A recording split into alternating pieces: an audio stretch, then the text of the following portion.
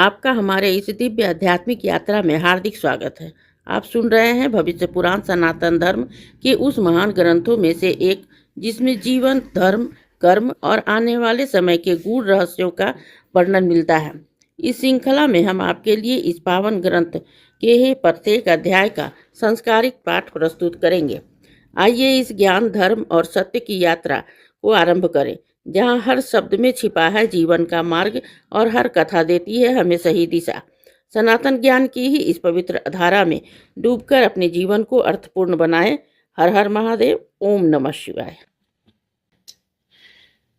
जम्बूद्वीप में ही सूर्य नारायण की आराधना के 3 प्रमुख स्थान है। दुर्वासा मुनि का सांब को शाप देना।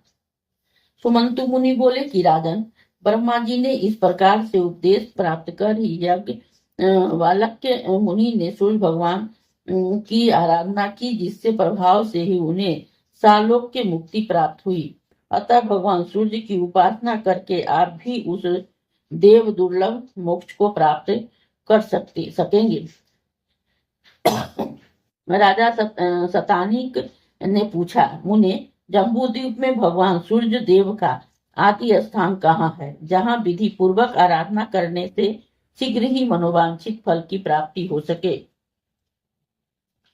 सुमंतु मुनि ने कहा कि राजन, जब इस जम्बूद्वीप में भगवान सूर्य नारायण के मुख्य 3 स्थान है। प्रथम इंद्रवन, दूसरा मुंडीर और तीसरा तीनों लोकों में प्रसिद्ध कालप्रिय नामक स्थान। इस द्वीप में इस तीनों के ही अतिरिक्त एक अन्य स्थान भी ब्रह्मा जी ने बतलाया है, जो ही चंद्रभागा नदी के तट पर ही अवस्थित है, जिसको सांबपुर भी कहा गया है। वहां भगवान सूर्य नारायण सांब की भक्ति से प्रसन्न होकर हेतु लोक कल्याण के लिए ही अपने 12 रूपों में से मित्र रूप में निवास करते हैं। जो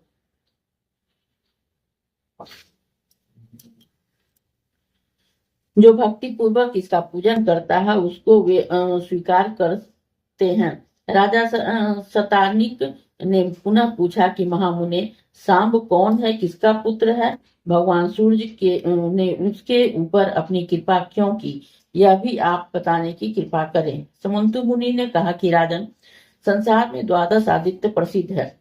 उसमें से विष्णु नाम के जो आदित्य हैं, वे इस जगत में ही वासुदेव श्री कृष्ण में अवतीर्ण हुए हैं। उनकी जाम्बवती नाम की पत्नी से महाबलिशाली सांब नामक पुत्र हुआ।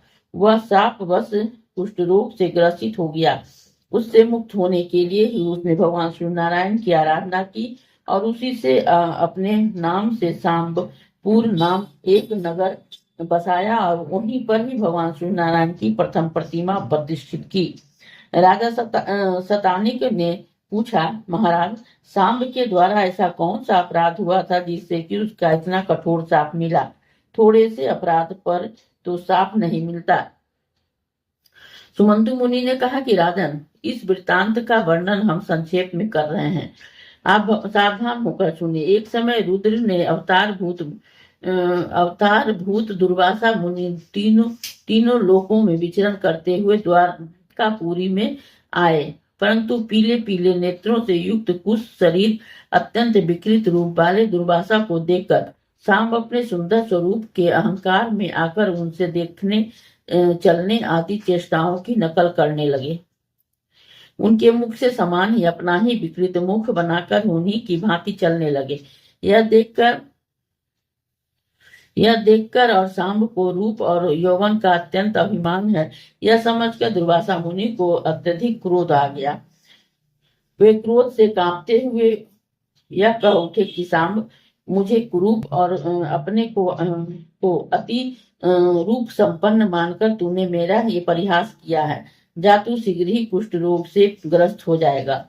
ऐसा ही एक बार पुनः परिहास किए जाने कारण दुर्वासा मुनि को फिर शाप देना पड़ा और उसी शाप से फलस्वरूप सांब ने से लोहे का एक मृतक मूसल उत्पन्न हुआ, जो कि समस्त यदुवंशियों के विनाश का ही कारण बना।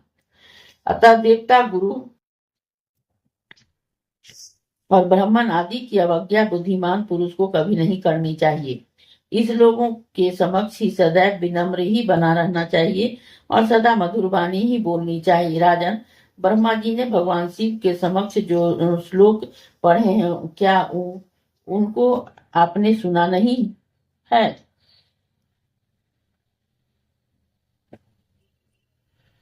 जो धर्मात्मा है और तथा जिसने समान एवं क्रोध पर विजय प्राप्त कर ली है, विद्या के युक्त और विनम्र है, दूसरों को संताप नहीं देता है, अपनी स्त्री से संतुष्ट है तथा पराई स्त्री का परित्याग करने वाला, ऐसे मनुष्य के लिए ही संसार में किंचित मात्र भी भय नहीं है।